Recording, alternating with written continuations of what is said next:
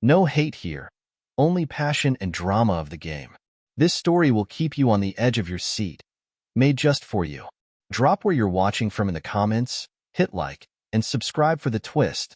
The sharp squeal of brakes and the shattering sound of glass cut through the bustling noise of downtown traffic. Chaos erupted as pedestrians froze, their wide eyes darting toward the wrecked sedan wrapped around a street lamp. Amid the smoke and bent metal, a figure stumbled out, clutching his side, his breath ragged and desperate. On the sidewalk, Jordan Wright, a sharply dressed black man with an air of quiet determination, stood frozen, watching the scene unfold. He had seen the face of the man behind the wheel, and he recognized him. The day had started as it always did for Jordan, seated behind his modest desk in his small community bank. The smell of freshly brewed coffee mixed with the faint hum of fluorescent lights above. Despite his polished demeanor, there was always an edge to his posture, a quiet determination to prove himself in a world that had made success a battle. Across town, Daniel Whitaker, the towering CEO of Whitaker Holdings, lounged in his leather chair in an office perched high above the city. The room screamed opulence. Floor-to-ceiling windows overlooking the skyline, a mahogany desk that seemed as old as time itself, and art pieces that probably cost more than a small home. But Daniel barely noticed these details anymore. To him, they were just props in a life built on shrewd business acumen and ruthless ambition. Jordan's name had been on Daniel's appointment schedule for weeks, but the CEO had barely glanced at the file when his secretary reminded him of the meeting. Another pitch, another hopeful entrepreneur seeking a loan. Daniel didn't particularly care. For him, it was a numbers game. Jordan arrived at the towering Whitaker Holdings building with his folder of carefully prepared documents. He straightened his tie as he stepped out of the elevator, the gleaming marble floors reflecting his polished shoes. When the receptionist called his name, his heart raced, but his steps were steady as he entered the lion's den. Daniel didn't even bother looking up when Jordan extended his hand. "Take a seat," he muttered, scanning the papers on his desk. Jordan's voice carried confidence. "Thank you for meeting with me, Mr. Whitaker. I believe this proposal could be mutually beneficial. If you—" "Let's cut to the chase," Daniel interrupted, finally glancing up. His icy blue eyes scanned Jordan, pausing for a beat too long before flicking back to the documents. "We don't typically entertain proposals of this scale." Jordan felt the sting of the unspoken words, but kept his composure. "I've outlined the financials and growth potential. If you'll allow me to explain." Daniel leaned back, his expression unreadable. "I've seen enough. Your numbers look fine, but this doesn't align with our strategy." Jordan swallowed the bitter taste of rejection, but refused to give up. "Perhaps if you reconsider." "I won't," Daniel said sharply, his tone final. "Good day, Mr. Wright." Jordan left the office, his steps heavy but his resolve unbroken. Later that evening, as Jordan walked home, the sound of screeching tires pulled him from his thoughts. He turned just in time to see the sedan careening out of control. It slammed into the street lamp with a deafening crunch, the impact sending shudders through the ground. Rushing forward, Jordan didn't hesitate. Smoke billowed from the crumpled hood, and the driver's door was wedged shut. Jordan peered through the shattered window, his pulse racing. The man inside was unconscious, blood trickling down his temple. "Hey!" Jordan shouted, his hands banging on the window. "Can you hear me?" The man stirred, groaning. "Help! I can't." Jordan's heart sank when he recognized the face. It was Daniel Whitaker. The acrid smell of burning oil filled Jordan's nostrils as he stood frozen, his mind racing. The sight of Daniel Whitaker, slumped over in his seat, brought a rush of conflicting emotions. A part of him screamed to turn away, to let the man who dismissed him so coldly face the consequences of his arrogance. But another part, the one that had been raised to value life above all else, forced his feet to move. Jordan grabbed the door handle and yanked. It didn't budge. He glanced around. A small group of bystanders had gathered at a safe distance, their phones out, recording instead of helping. The fire under the hood flickered ominously, its orange glow casting eerie shadows on the cracked asphalt. "Someone call 911," Jordan shouted, his voice cutting through the murmurs of the onlookers. The driver groaned again, his head lolling to the side.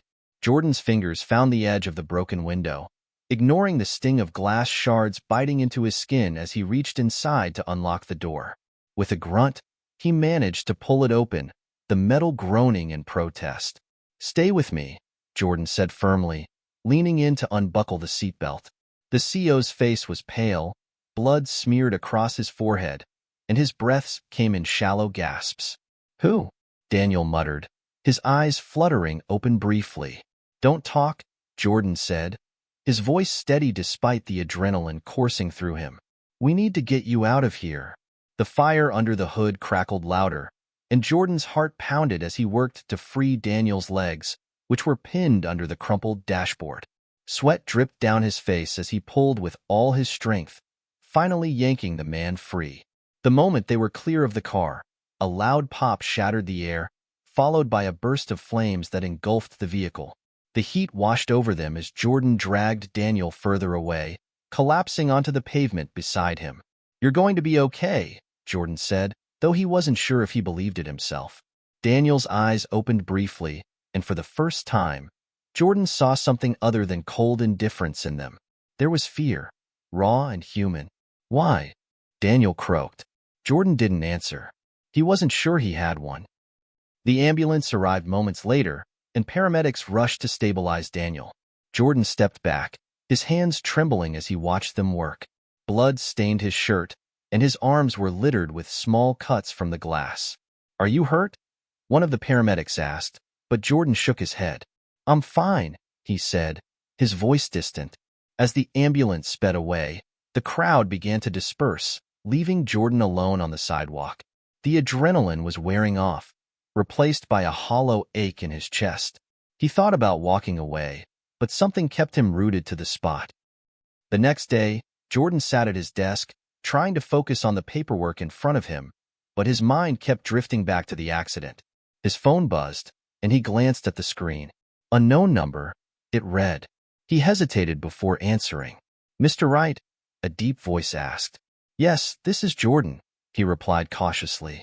"This is John from Whitaker Holdings. Mr. Whitaker has requested to see you. Can you come to the hospital this afternoon?" Jordan's grip on the phone tightened. "What does he want?" "I'm not sure, sir." He was very insistent. Jordan considered saying no, but curiosity, and something deeper, perhaps a need for closure, compelled him to agree. When Jordan arrived at the hospital, he was led to a private room. Daniel was propped up in bed, his face pale but his eyes alert. A bandage wrapped around his head, and his arm was in a sling. "Come in," Daniel said, his voice softer than Jordan expected. Jordan stepped inside, his posture stiff. He didn't sit, didn't relax. He kept his distance, his expression unreadable. "I owe you my life," Daniel said after a moment of silence. Jordan crossed his arms. "You don't owe me anything. I did what anyone would have done." Daniel shook his head. "No, they wouldn't have. I saw the way those people stood there, watching. You were the only one who acted." Jordan's jaw tightened. He wanted to feel satisfaction, maybe even pride, but all he felt was exhaustion. "Why did you?" Daniel asked, his gaze piercing. Jordan hesitated, searching for an answer. "Because it was the right thing to do." Daniel nodded slowly, as if the words carried more weight than they should have. "There's something I need to tell you," Daniel said, his voice heavy. "About yesterday, and about us." Jordan's heart thudded in his chest as he stared at Daniel. The words hung in the air like a loaded weapon, ready to discharge. "What do you mean by about us?" Jordan asked, his voice sharper than he intended. His posture remained rigid, as if bracing himself for the emotional impact of whatever was about to be revealed. Daniel hesitated, his hand trembling slightly as he reached for the glass of water on the bedside table. He took a sip, buying himself a moment before speaking. His eyes met Jordan's, and for the first time, they carried a hint of vulnerability, something Jordan had never imagined seeing in the man who had dismissed him so effortlessly in that sterile office just days ago. "I made a mistake," Daniel began, his voice gravelly but steady. "Not just in refusing your loan application, but in something much bigger than that. Something personal." Jordan frowned, unsure where this was going but already feeling a spark of unease. What are you talking about? Daniel sighed, sinking back against the pillows as though the weight of his confession was too much to bear. Years ago, before I became the man you see today, I wasn't the kind of person anyone would admire. I made decisions that I regret every single day. One of those decisions, it involved your family. The room felt colder suddenly, the air thick with unspoken tension. Jordan's mind raced, trying to piece together the fragmented hints Daniel was offering. What does my family have to do with this? He demanded, his tone hardening. Daniel flinched slightly but pressed on. Your father, Malcolm Wright. I knew him. We crossed paths when I was much younger, long before I climbed the corporate ladder. Jordan's stomach clenched at the mention of his father. The man had passed away years ago, but his legacy, his unwavering sense of justice and integrity, was something Jordan had always admired. What about him? He asked, his voice low but intense.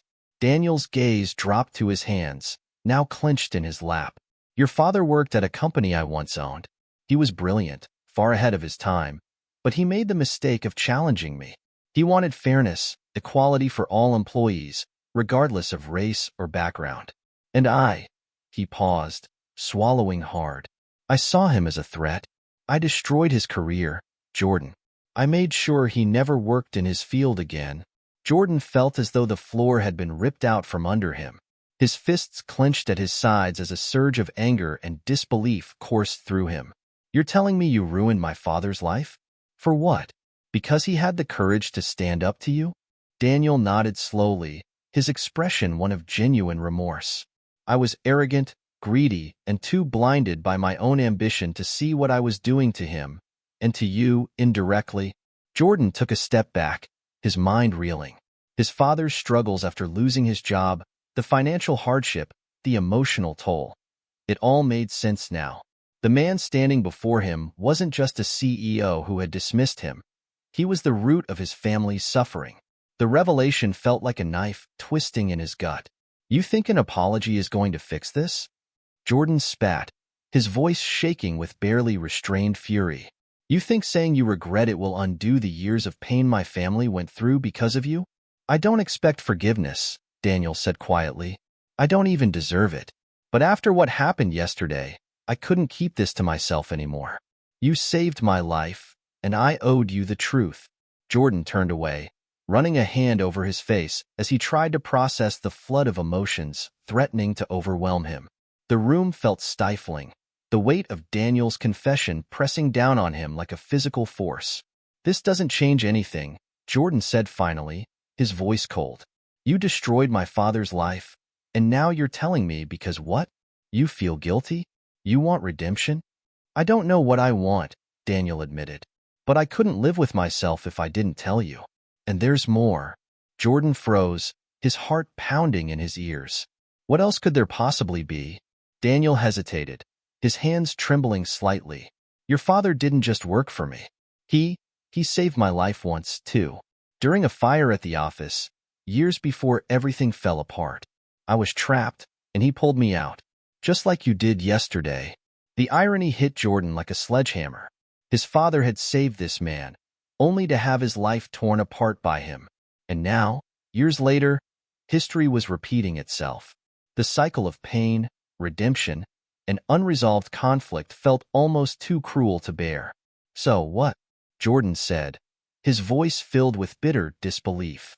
You've been given a second chance to make things right? Is that it? You think this is some kind of cosmic justice?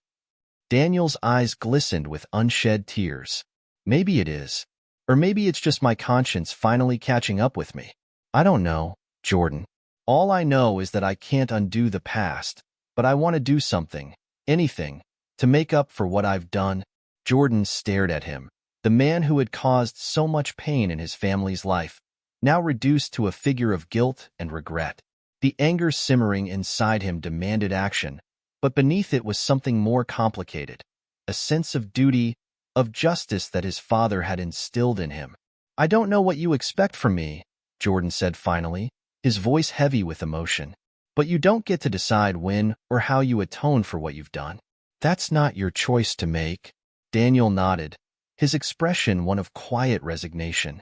I understand, but if there's anything I can do, anything at all, I'll do it. Just say the word. Jordan didn't respond.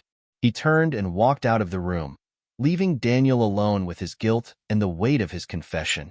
But as he stepped into the hallway, his mind raced with unanswered questions and the gnawing sense that this story was far from over. Jordan's footsteps echoed through the sterile corridor as he moved further from Daniel's room. His mind was a storm of anger, confusion, and something else he couldn't quite name.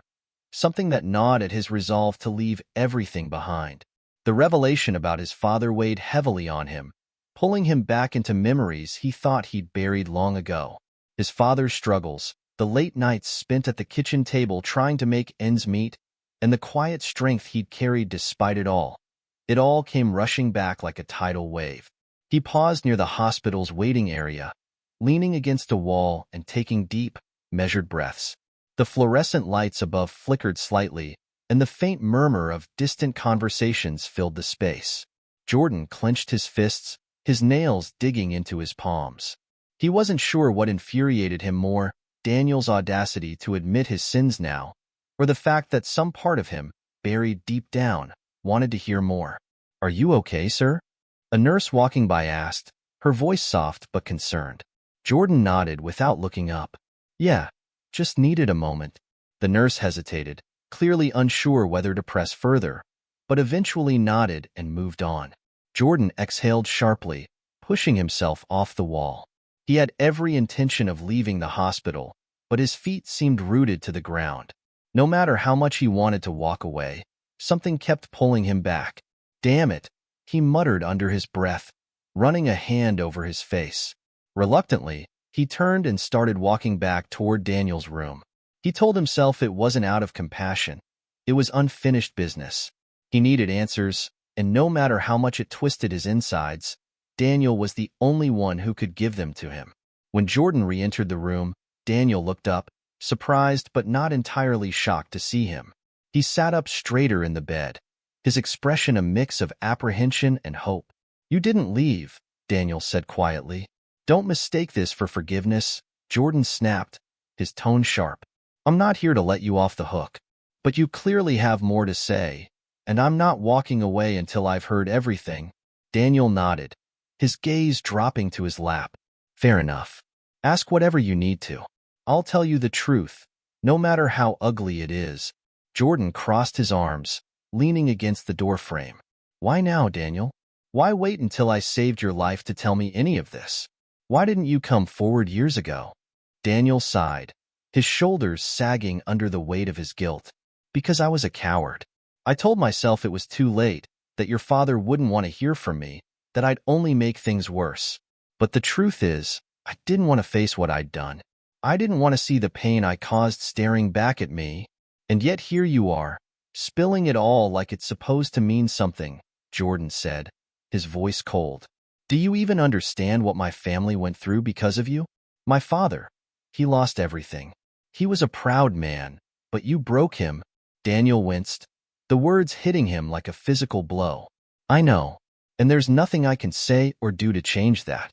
But I can at least try to make amends now. Jordan laughed bitterly. Amends? What could you possibly do to make up for what you did? Daniel hesitated, his gaze meeting Jordan's. I don't know yet, but I have resources, connections. Maybe I can help you. Maybe I can do something to carry on your father's legacy, to honor the man he was. Jordan shook his head, his anger bubbling to the surface again. You don't get to decide how to honor him. You don't get to rewrite history to make yourself feel better. I know, Daniel said softly. But let me ask you something, Jordan. If your father were here right now, what would he want? Would he want you to hold on to this anger, this pain? Or would he want you to take the chance to turn it into something meaningful? The question hung in the air, piercing through Jordan's defenses like an arrow. He hated that Daniel had the nerve to bring up his father, to use his memory as a way to manipulate the conversation. But deep down, a small voice whispered that there was truth in what Daniel said. Jordan pushed off the doorframe, pacing the room as his emotions warred within him. You don't get to use my father to justify your guilt, he said finally, his voice trembling. He's not here to speak for himself, and you lost that right a long time ago. Daniel nodded solemnly. You're right. I did. But I'm asking you to give me a chance, not for my sake, but for his. Let me do something, anything, to make this right. Jordan stopped pacing, his back turned to Daniel. The weight of the decision before him pressed down like 1,000 pounds. He didn't trust Daniel, not yet. But the anger that had fueled him for so long was starting to feel more like a burden than a shield. Maybe it was time to stop running from the past, to face it head-on, no matter how painful it was. I don't know if I can trust you, Jordan said finally, his voice barely above a whisper. But I'll hear you out. Don't mistake that for forgiveness. This isn't about you. It's about my father. Daniel nodded, a flicker of hope lighting up his weary face. That's all I can ask for. The tension in the room remained thick, the unspoken questions and unresolved emotions swirling between them. Jordan didn't know where this path would lead, but for the first time, he felt like he was taking a step toward something. Closure, perhaps, or maybe just understanding. Whatever it was, it wouldn't come easily, and the road ahead was bound to be fraught with challenges. But for now, it was enough to take that first step. Jordan sat down in the chair beside Daniel's bed, arms crossed, his face set in a mask of hard resolve. The room felt heavier now, as if the conversation had shifted the air itself, thickening it with emotions too big to hold. He didn't know what he expected to hear from Daniel, but the man's willingness to confront his guilt made Jordan uneasy. It was a far cry from the image he'd painted of the heartless CEO who destroyed his father's life. Daniel looked hesitant, his weathered hands fidgeting with the blanket draped over his lap. He glanced at Jordan as if weighing whether the younger man could handle the truth he was about to share, or whether he himself could handle saying it. You think I don't know the damage I've done? Daniel began, his voice quieter now, almost subdued. I've spent every day of my life since that decision wondering how many people I've hurt. But your father, he was different. I knew it the moment I saw him. Jordan didn't respond immediately, but his sharp gaze stayed locked on Daniel. Different how? He was a fighter, Daniel said simply. Most people came into my office already defeated. They'd beg, they'd plead, but they didn't believe in what they were asking for. Not your father. He came in with a plan, with conviction. He knew exactly what he wanted to build, and he believed it was going to change lives. I could see it in his eyes. Jordan's jaw tightened at the memory of his father's relentless optimism, the unshakable belief that his ideas would pave the way for something better. It was one of the traits Jordan had always admired most about him. And yet, that same conviction had been the reason his father had trusted the wrong man. So why didn't you give him the loan? Jordan asked, his tone colder now. If you saw all that potential in him, why did you decide he wasn't worth the risk? Daniel hesitated, his lips pressing into a thin line. Because I was scared. Back then, my company was in trouble. We'd made a series of bad investments, and I was desperate to keep my head above water. Your father's plan. It was bold, but it wasn't a sure thing. And when I looked at him, he paused, his eyes dropping to his lap. The silence stretched out, taut and uncomfortable. When you looked at him, what? Jordan prompted, his voice like a whip crack. Daniel sighed, the weight of his shame visible in the slump of his shoulders.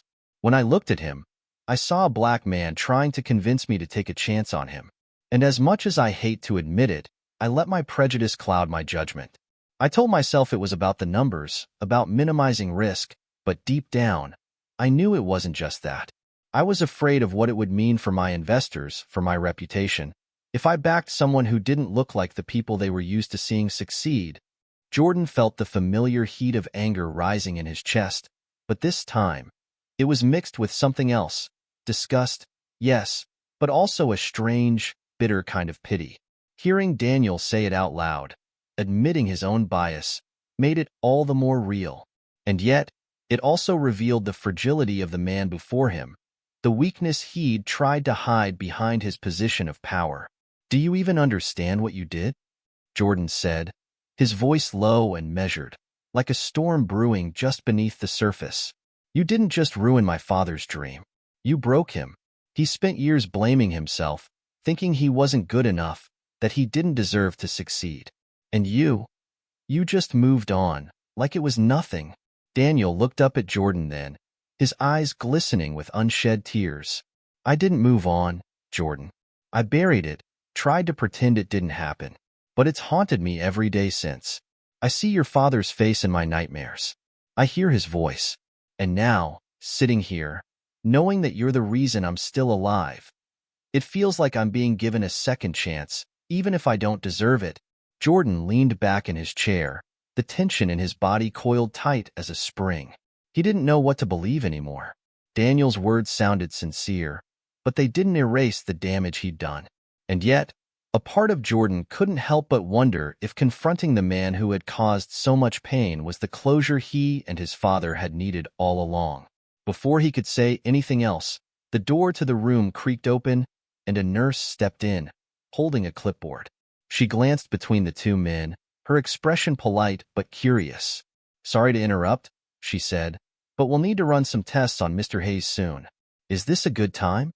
Jordan glanced at Daniel, then back at the nurse. Go ahead, he said, standing up. I'll be back later. Daniel looked up at him, a flicker of surprise crossing his face. You're coming back? Jordan didn't answer. Instead, he walked out of the room, his mind racing. The conversation with Daniel had opened old wounds, but it had also brought something else to the surface, questions he didn't yet have answers to. And for the first time in a long time, Jordan felt like he might be ready to face those questions, no matter how painful they were. Jordan stepped into the hallway, the hospital's fluorescent lights casting a cold, sterile glow that contrasted sharply with the storm brewing in his mind. The muffled sound of medical machines and distant chatter of staff seemed to fade as his thoughts consumed him. Every word Daniel had spoken echoed in his head, stirring up emotions he wasn't ready to confront. Anger, pity, confusion. They all clashed, making it hard to think clearly. His phone vibrated in his pocket, snapping him back to reality. He pulled it out and saw his mother's name flashing on the screen. For a moment, he considered ignoring it, but something made him answer. Hey, Ma, he said, his voice more strained than he intended. Jordan, where are you?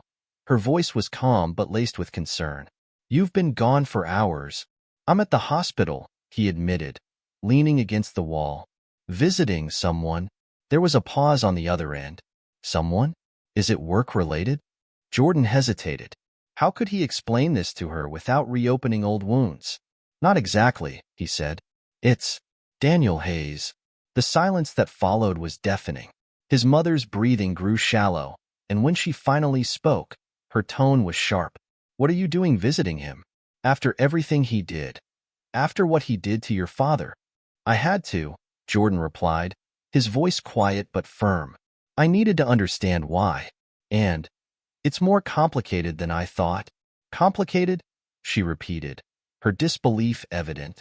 Jordan, that man crushed your father's dreams, humiliated him, and left us to pick up the pieces. What could possibly be complicated about that? Jordan ran a hand over his face, his frustration bubbling to the surface. He knows what he did, Ma. He admitted it. And he's not the person I thought he was. He's not this untouchable monster. He's broken, too. His mother's voice softened, but only slightly. People like Daniel Hayes always find a way to justify what they've done. Don't let him manipulate you into thinking he deserves forgiveness. It's not about forgiveness, Jordan shot back. It's about closure. For Dad, for me, for us. Another pause. When his mother spoke again, her tone was gentler but still wary. Just be careful, Jordan. Don't let him pull you into his guilt. He doesn't deserve your sympathy. I know, Ma, Jordan said, though he wasn't entirely sure if he believed it. I'll call you later. He hung up and slid his phone back into his pocket, his thoughts more tangled than ever. His mother's words carried weight, but so did the memory of Daniel's trembling voice, the guilt etched into his face. Jordan wasn't sure what he was chasing, answers, revenge, or some twisted sense of justice, but he knew he couldn't walk away just yet. As he made his way to the hospital's small coffee shop, he replayed the conversation with Daniel in his head. The man had admitted to his prejudice, to the fear that had driven his decision. But was that enough? Did owning up to his mistakes absolve him of the pain he'd caused? Jordan grabbed a coffee and sat near the window, staring out at the dimly lit parking lot. He thought about his father, how he used to sit at the kitchen table, sketching out plans for his business, his eyes lighting up with hope. Those same eyes had grown dull over the years, weighed down by disappointment and self-doubt. And now, the man responsible for that transformation was lying in a hospital bed, clinging to life. The door to the coffee shop swung open, and a familiar voice cut through Jordan's thoughts. "Didn't expect to see you here." Jordan turned to see Marcus, an old friend who'd grown up with him in the neighborhood. Marcus worked as a nurse at the hospital, and his scrubs were a clear sign he was finishing up a long shift. "Marcus," Jordan said, managing a weak smile. "Long time." Marcus grabbed a coffee and joined Jordan at the table, his sharp eyes scanning his friend's face. "You look like you've seen a ghost." Jordan hesitated before answering. "I'm here visiting someone. Daniel Hayes." Marcus's eyebrows shot up. "The Daniel Hayes? The guy who—" "Yeah." Jordan cut him off. "That guy." Marcus leaned back in his chair, crossing his arms. "Man, what are you doing visiting him?" "He's not exactly neighborhood royalty." Jordan sighed. "I don't know, Marcus. I thought it'd bring me some kind of closure, but now, I'm not so sure." "What did he say?" Marcus asked, his tone shifting from surprise to curiosity. Jordan hesitated, then recounted the conversation with Daniel, the admission of guilt, the fear, the regret. Marcus listened intently, nodding occasionally, but saying nothing until Jordan finished. "Sounds like he's carrying a lot of baggage," Marcus said. "But you gotta ask yourself, is it your job to unpack it for him? Or are you just looking for something he can't give you?" The question hit Jordan like a punch to the gut. What was he looking for? An apology wouldn't undo the years of pain. Sympathy wouldn't bring back his father's confidence or restore the family's financial stability. And yet, he couldn't shake the feeling that walking away would leave something unresolved. Before Jordan could respond, Marcus's pager buzzed, pulling him away. "Duty calls," he said, standing up. "But hey, if you need someone to talk to, you know where to find me." Jordan nodded, watching his friend disappear into the hallway. He stayed at the table a little longer, nursing his coffee and trying to piece together his thoughts. When he finally got up to leave, he realized he wasn't done with Daniel Hayes. Not yet. There was more to uncover, more to understand. As he walked back to Daniel's room, he felt a strange mix of anticipation and dread. The man lying in that bed wasn't just a villain or a victim. He was something in between, something far messier and harder to define. And Jordan wasn't sure if he was ready for what he might find next. Jordan hesitated outside Daniel's room, his hand hovering just above the door handle. The sterile scent of disinfectant hung in the air, mingling with the faint beeping of monitors from inside. Every part of him wanted to turn around, to leave this mess behind and let Daniel face his past alone. But something deeper pulled him back, a gnawing need for answers, for clarity about why this man had done what he had and how it had rippled across their lives. He pushed the door open. Daniel was sitting up slightly now, propped against a stack of pillows. His face was still pale, his breathing shallow, but there was a flicker of awareness in his eyes. The tension in the room was palpable, an unspoken battle of wills between two men separated by years of anger, prejudice, and regret. "You came back," Daniel said, his voice gravelly. It wasn't a question, more like an observation, one that carried equal parts relief and unease. Jordan stepped closer, folding his arms. "You owe me more than vague excuses. I want to know the whole story. Why did you target my dad? What made you think he wasn't good enough for your approval?" Daniel looked away, his jaw tightening. "You think I don't ask myself that every damn day?" His voice was low but sharp. "You think I don't replay those moments, wondering what the hell I was trying to prove?" "Then tell me," Jordan pressed. "What were you trying to prove? That you had all the power? That you could crush someone's dreams with a signature?" Daniel let out a bitter laugh. "Power? I was a coward, Jordan. I was scared out of my mind." "Scared?" Jordan's voice rose, disbelief flooding every word. "Of what?" A black man with ambition? A family trying to make something of themselves? Daniel flinched at the bluntness of Jordan's words, but he didn't argue. Instead, he stared down at his trembling hands, as if the answer were written in the lines of his skin. Scared of being wrong, he admitted. Scared of losing control. Your father. He was everything I wasn't. Confident, determined, hopeful. And that scared the hell out of me.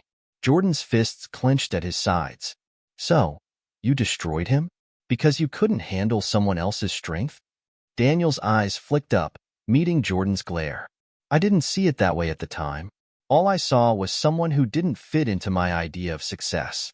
Someone I could dismiss because I thought it made me stronger. But it didn't. It made me smaller.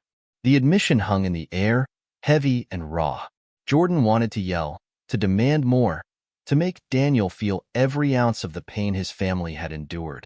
But instead, he took a slow, measured breath, forcing himself to stay composed. You didn't just ruin my father's business, Jordan said, his voice cold and steady. You ruined him. He stopped believing in himself. He stopped trying. And we had to watch that happen, day after day. Daniel closed his eyes, a pained expression crossing his face. I know, he whispered, and I'll carry that with me until the day I die. Jordan shook his head, the anger simmering just beneath the surface. That's not enough. Saying you're sorry, feeling guilty, it doesn't fix anything. It doesn't undo what you did. Daniel's breathing grew labored, and for a moment, Jordan thought he might break down. But instead, Daniel reached over to the bedside table and pulled out a small, leather-bound notebook. He held it out, his hand trembling. What's this? Jordan asked, eyeing the notebook suspiciously. It's everything I should have done back then, Daniel said. I've been keeping it for years. Ideas, plans, ways to make things right. It's not much, but it's a start. Jordan hesitated before taking the notebook. The worn leather was warm in his hands, the pages filled with neat handwriting. He flipped through them, catching glimpses of notes, sketches, and detailed plans. You think this changes anything?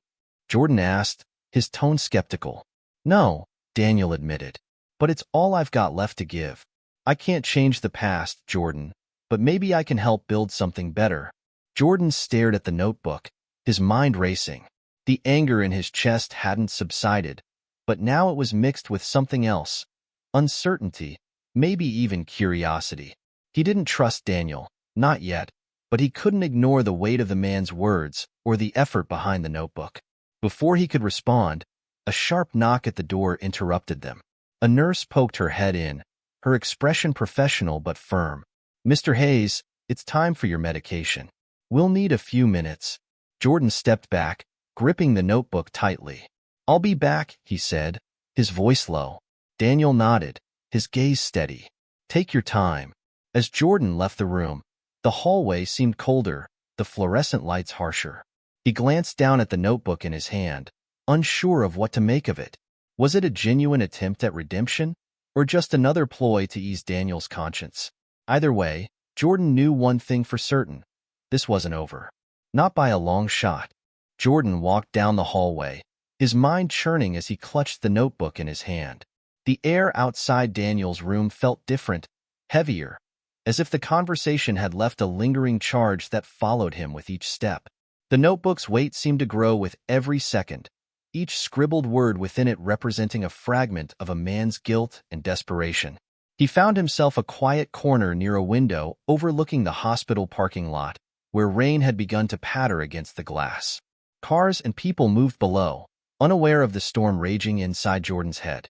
He flipped open the notebook again, forcing himself to examine its contents more closely. The pages were a chaotic blend of ideas, lists of initiatives, charitable plans, and potential investments. There were notes about community development programs, education scholarships, and even handwritten letters to anonymous recipients apologizing for his past actions. Jordan's skepticism remained, but he couldn't deny the effort that had gone into this. The entries spanned years, some dating back over a decade. This wasn't something Daniel had thrown together on a whim. One entry caught his attention. It was dated 3 years prior. To the families I've wronged, I know apologies mean nothing without action. One day, I hope to show you I've changed. I hope to build something that matters, something that can repair even a fraction of the damage I caused." Jordan stared at the words, his jaw tightening. They sounded earnest, but he couldn't shake the memory of his father sitting at the dining table, the man's shoulders slumped, his hands trembling as he sifted through bills he couldn't pay. Could a man like Daniel Hayes ever truly grasp the destruction he'd caused? Could a few scribbled plans ever make up for years of suffering?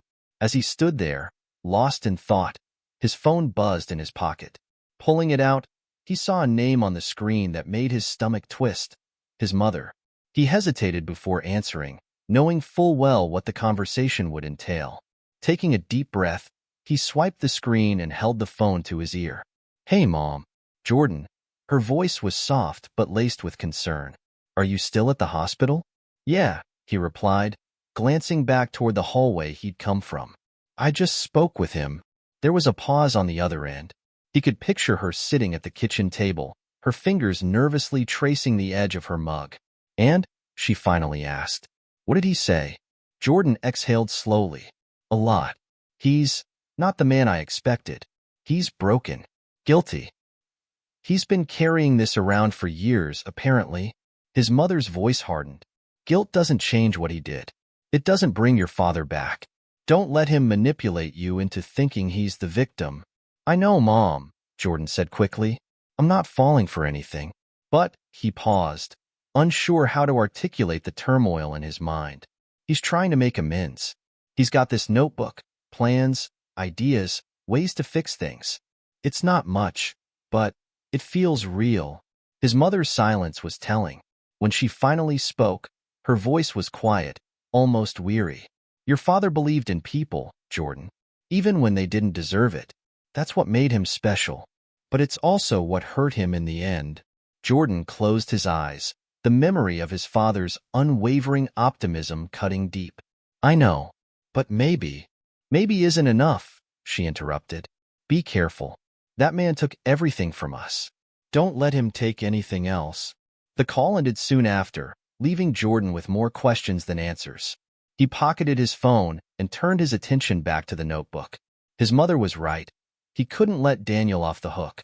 But the weight of the notebook, the years of effort it represented, made it harder to dismiss entirely.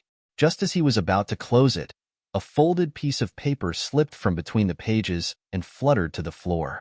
He picked it up and unfolded it, revealing a letter addressed to him. "Jordan, if you're reading this, it means I've finally found the courage to face you. I don't expect forgiveness, but I need you to understand that you're the reason I've tried to change. Not your father, not my guilt, you.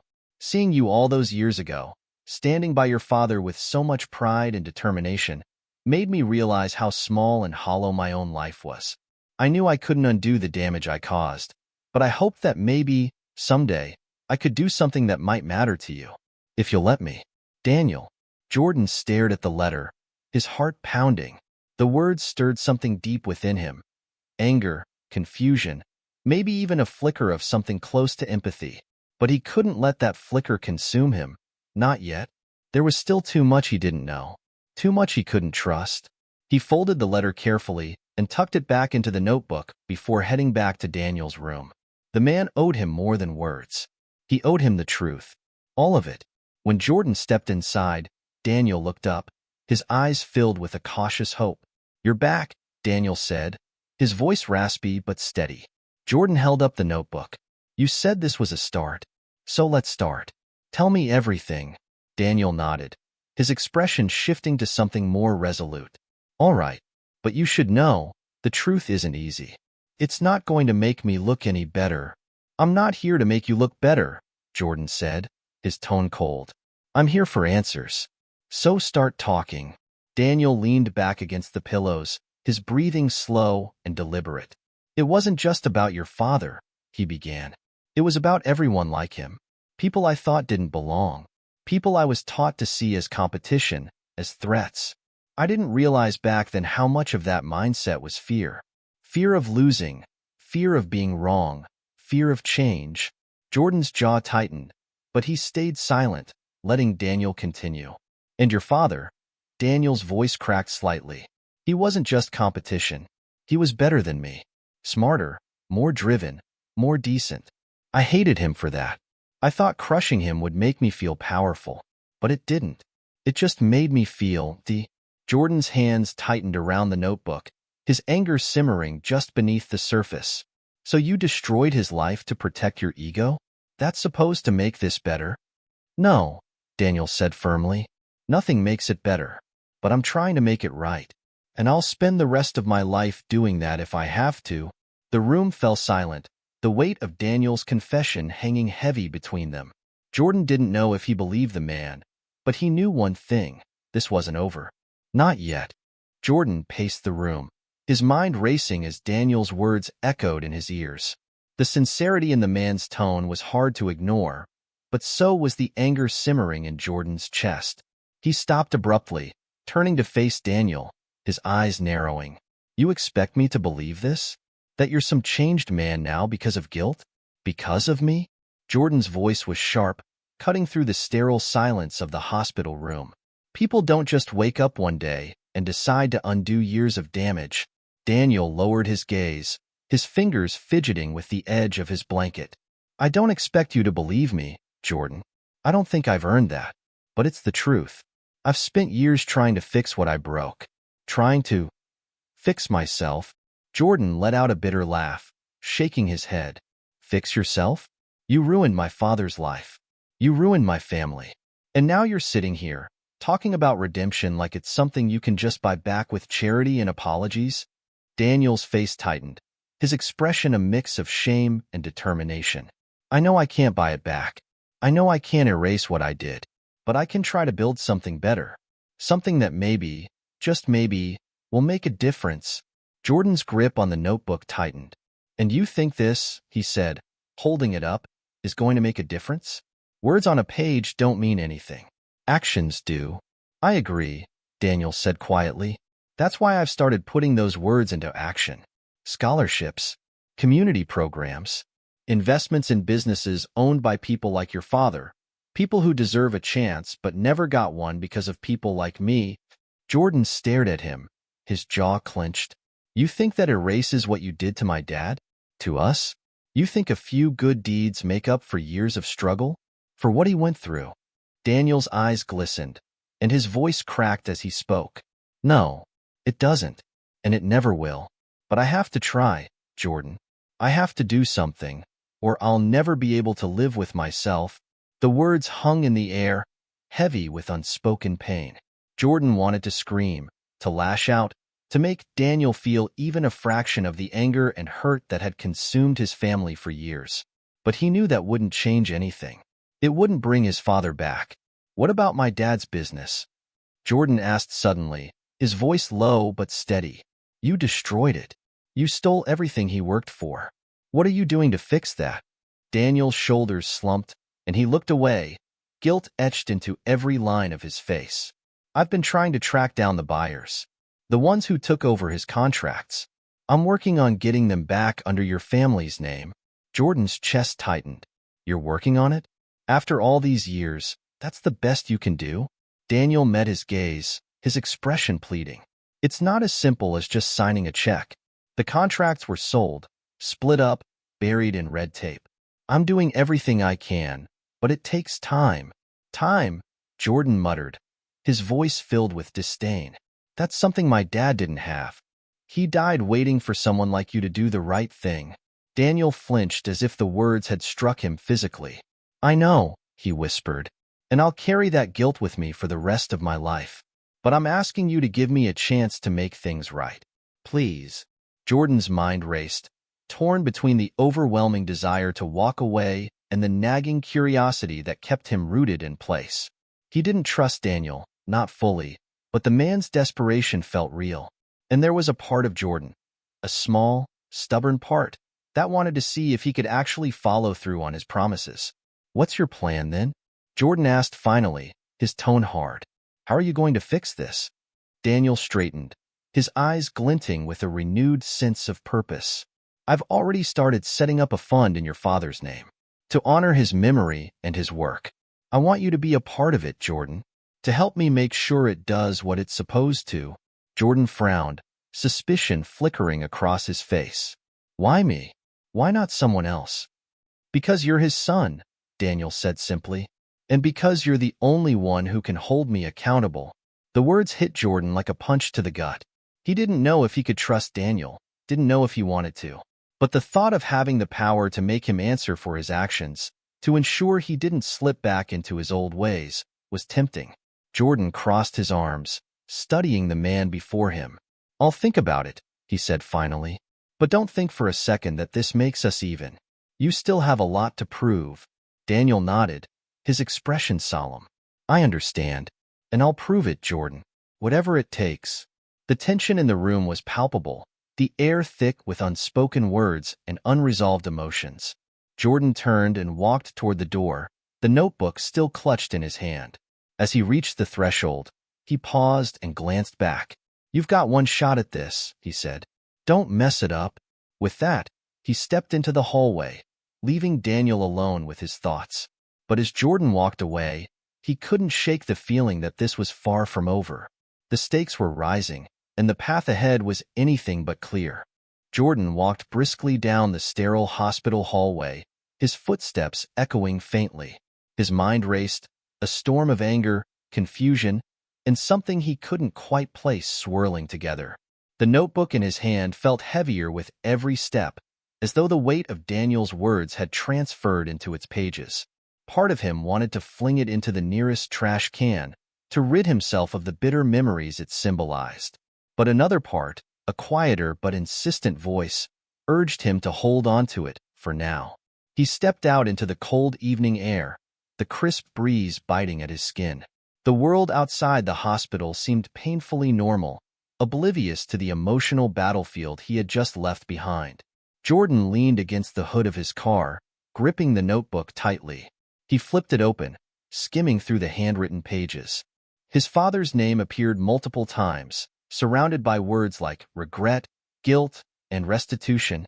The sincerity in Daniel's writing was undeniable, but so was the lingering question. Was this all just a performance? A vibration in his pocket pulled him from his thoughts. He pulled out his phone and saw a message from his mother. How did it go? Call me when you're ready. He stared at the screen for a moment, his thumb hovering over the call button. Instead, he slid the phone back into his pocket. He wasn't ready, not yet. Jordan climbed into the driver's seat, the notebook resting on the passenger side. As he turned the key, the engine roared to life. But he sat there, unmoving, his thoughts racing. He couldn't ignore the nagging feeling that there was more to Daniel's sudden change of heart. The timing, the desperation. It didn't add up.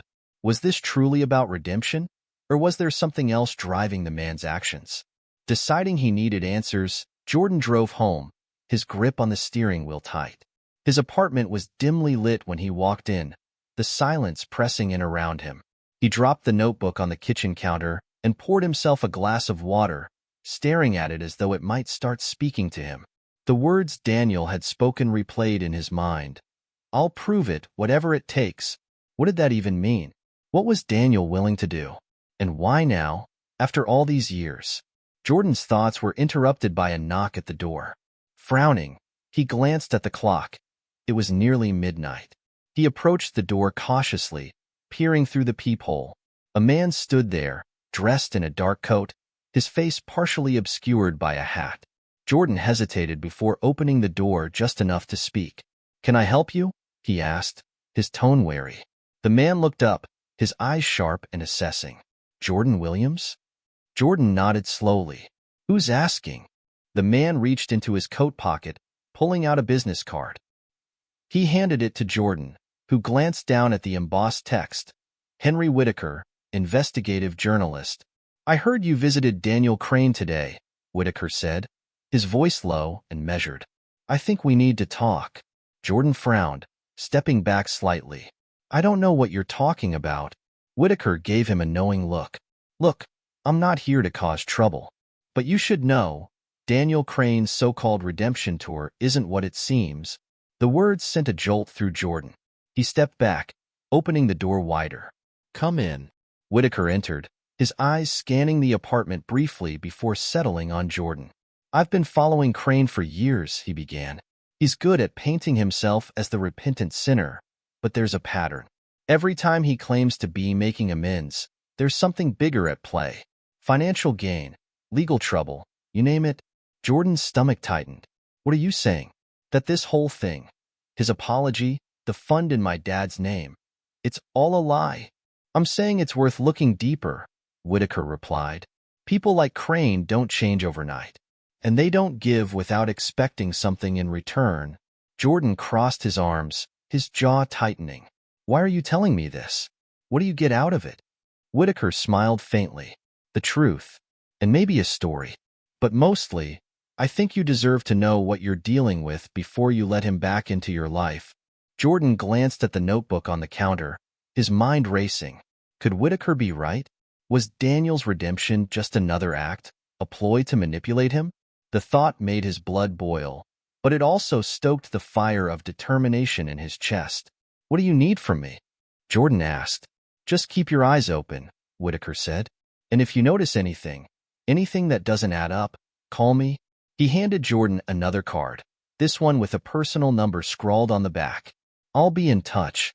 With that, Whitaker turned and left, leaving Jordan alone with his thoughts. The room felt heavier, the shadows darker. Jordan stared at the notebook, his pulse pounding in his ears. Something wasn't right, and he was going to find out what. Jordan couldn't sleep that night. He sat at the kitchen table with the notebook open in front of him, the words blurring together as his mind raced. Whitaker's warning played over and over in his head like a broken record. Was he being paranoid, or was there truth to the journalist's claims? The thought of being manipulated by Daniel again made his chest tighten. His father had always warned him about people like Daniel. Charming, persuasive, but ultimately self-serving. Jordan's gut told him not to let his guard down, but the sliver of hope that maybe, just maybe, Daniel's intentions were genuine kept him tethered to the possibility of reconciliation. Unable to sit still, Jordan decided to dig deeper. He grabbed his laptop and began searching for any recent news about Daniel Crane. Articles popped up detailing his philanthropic efforts in the past few years, donating to charities, setting up scholarships, and even funding community projects. On the surface, it all seemed noble, but Whitaker's words lingered in his mind. Scrolling further, Jordan stumbled upon a blog post from an anonymous source. The title made his stomach drop. *The Redemption Scam. Daniel Crane's Hidden Agenda. The post detailed accusations from people who had been promised support by Daniel, only to find themselves entangled in legal or financial troubles later. One story stood out. A small business owner who had accepted a loan from Daniel's foundation, only to lose everything when the terms of the agreement were suddenly changed. The man claimed Daniel had used him as a pawn to settle a personal vendetta. Jordan leaned back in his chair, his heart pounding. Could his father's fund be another piece in Daniel's chess game? He didn't want to believe it, but the evidence was mounting. His phone buzzed on the table, snapping him out of his thoughts. It was a text from an unknown number. Be careful who you trust. Not everything is as it seems. Jordan stared at the message, his fingers trembling. Before he could respond, another text came through. Meet me tomorrow, 9 p.m. The old warehouse on Halston Street. I'll explain everything. The cryptic message sent a chill down his spine. Who was this? Whitaker? Someone else? And why the secrecy? Against his better judgment, Jordan knew he had to go. He couldn't ignore the feeling that this was connected to Daniel. If there was more to the story, he needed to uncover it, no matter the risk. The next day dragged on, each hour stretching endlessly as Jordan's anxiety built. By the time evening arrived, he was practically pacing his apartment, his thoughts a chaotic mess. He grabbed his jacket, slipped the notebook into his bag, and headed out into the cold night. The warehouse on Halston Street was exactly as he remembered it, abandoned, crumbling, and eerily quiet. Jordan parked his car a block away and approached cautiously, his senses on high alert. The faint glow of a single bulb illuminated the entrance, casting long shadows across the cracked pavement. Pushing the door open, he stepped inside, his footsteps echoing in the cavernous space. The air was damp and smelled of mildew. He scanned the room, his heart racing. "Jordan," a voice called out from the shadows. He turned sharply, his eyes straining to see who it was. A figure emerged from the darkness, Whitaker. But he wasn't alone. Behind him stood a woman Jordan didn't recognize, her face partially obscured by the dim light. "You came," Whitaker said, his tone neutral. "Good. We don't have much time." "Who's she?" Jordan asked, his voice steady despite the nerves clawing at him. The woman stepped forward, her gaze sharp. "My name's Rachel. I used to work for Daniel Crane. And if you want the truth about him, you're going to need to hear what I have to say." Jordan crossed his arms, skeptical. "Why should I trust either of you?" "Because you're already in deeper than you realize," Rachel replied. "And if you don't start asking the right questions, you're going to end up just like the rest of us, ruined." Her words hung in the air, heavy with implication. Jordan's pulse quickened as the tension in the room thickened. He wasn't sure what he had stepped into, but one thing was certain. There was no turning back now. Jordan stared at Rachel, his mind racing. There was something in her voice, an urgency that felt raw, unfiltered, and personal. He glanced at Whitaker, who gave a slight nod, as if silently urging him to listen. "Start talking," Jordan said, his tone firm but cautious. Rachel took a deep breath. "I was his assistant for 3 years. At first, I thought Daniel Crane was a visionary. He spoke about change, about helping people who'd been overlooked or oppressed. But it was all a front. Daniel doesn't give without expecting something in return, and his kindness always comes with strings attached." Jordan frowned, trying to piece it together. "What does this have to do with me?" "Everything," Rachel said. "The fund your father set up, it's not what you think. Daniel's using it to gain leverage over people, to control them. Loans that seem generous on the surface have hidden clauses, ones that make it nearly impossible for anyone to pay him back. And when they can't, he takes everything they own." Whitaker chimed in, his voice low. "Your father's reputation, his legacy. It's being dragged through the mud without him even knowing. Daniel's setting you up as the face of it, Jordan. And when it all comes crashing down, he'll be the only one walking away unscathed." The weight of their words hit Jordan like a punch to the gut. He'd been so focused on proving himself, on carrying on his father's legacy, that he hadn't stopped to question the intentions of the man offering to help him. "Why are you telling me this now?" Jordan asked, his voice trembling slightly. "Because I've seen too many people fall victim to him," Rachel said. "And because I know what it's like to believe in someone, only to find out they've been playing you the entire time." Jordan looked down at the notebook in his hands, the pages filled with his father's dreams and aspirations. He felt a surge of anger, not just at Daniel, but at himself, for being so blinded by ambition that he'd nearly let someone twist his father's memory into something ugly. "What do I do?" he asked, his voice quiet but determined. Rachel stepped closer, her expression softening. "Expose him. Use his own tactics against him. But you have to be smart, Jordan. He's powerful, and he won't go down without a fight." Whitaker added, "I'll help you. We can gather evidence, reach out to the people he's wronged. If we work together, we can take him down." For the first time in weeks, Jordan felt a spark of hope. It wasn't going to be easy, but he wasn't alone anymore. He nodded, his jaw set with resolve. "Let's do it." Weeks turned into months as Jordan, Rachel, and Whitaker worked tirelessly to uncover Daniel's schemes. They interviewed victims, compiled documents, and connected the dots of his web of deceit. The process was grueling, but with every new piece of evidence, Jordan felt closer to reclaiming his father's legacy and making things right. When the day finally came to confront Daniel, it wasn't in some dramatic showdown. It was in a courtroom, where the truth was laid bare for everyone to see. Daniel's empire crumbled under the weight of his own lies, and justice was served. But for Jordan, the real victory wasn't in seeing Daniel brought down. It was in knowing that he had honored his father's memory by standing up for what was right, even when it meant facing uncomfortable truths. As he stood outside the courthouse, surrounded by reporters and flashing cameras, Jordan thought about the journey that had brought him here. It wasn't just about taking down Daniel. It was about learning to trust his instincts, to question what seemed too good to be true, and to fight for the values his father had instilled in him. The moral of the story was clear. Integrity is worth more than any amount of power or influence, and standing up for what's right will always matter more than taking the easy path. If you enjoyed this story and want to hear more inspiring, suspenseful tales like this, make sure to like, subscribe, and follow us for more. Your support helps us bring you even more unforgettable stories that challenge, entertain, and inspire. Thank you for watching.